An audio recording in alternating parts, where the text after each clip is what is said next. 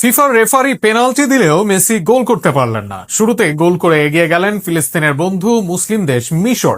আবারও penalty miss করে নিজের লজ্জার রেকর্ড নিজেই আবার ভেঙে ইতিহাসের অনন্য উচ্চতায় তিনি।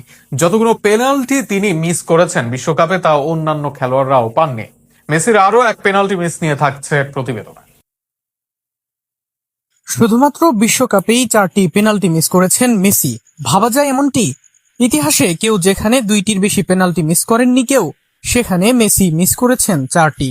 আর্জেন্টিনা ও মিশরের মধ্যকার ফিফা বিশ্বকাপের শেষ 16 ম্যাচে শুরু থেকেই নাটকীয়তায় কোনো কমতি ছিল না।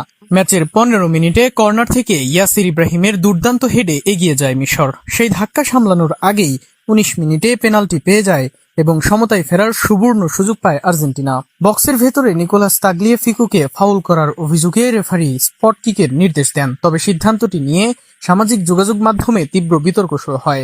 অনেক সমর্থকের দাবি এটি আদৌ পেনাল্টি ছিল না এবং আর্জেন্টিনা অযৌক্তিক সুবিধা পেয়েছে। পেনাল্টি নিতে এগিয়ে আসেন লিওনেল মেসি। বিশ্বকাপে নিজের 8ম গোলের সুযোগ থাকলেও সেটি কাজে লাগাতে পারেননি আর্জেন্টাইন অধিনায়ক।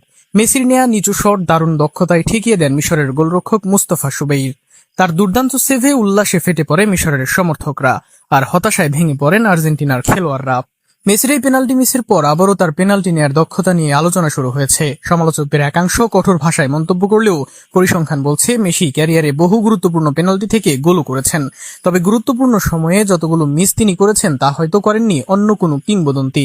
ফলে তাকে ইতিহাসের সবচেয়ে খারাপ পেনাল্টি টেকার বলা তথ্যভিত্তিক কথাই বলা চলে।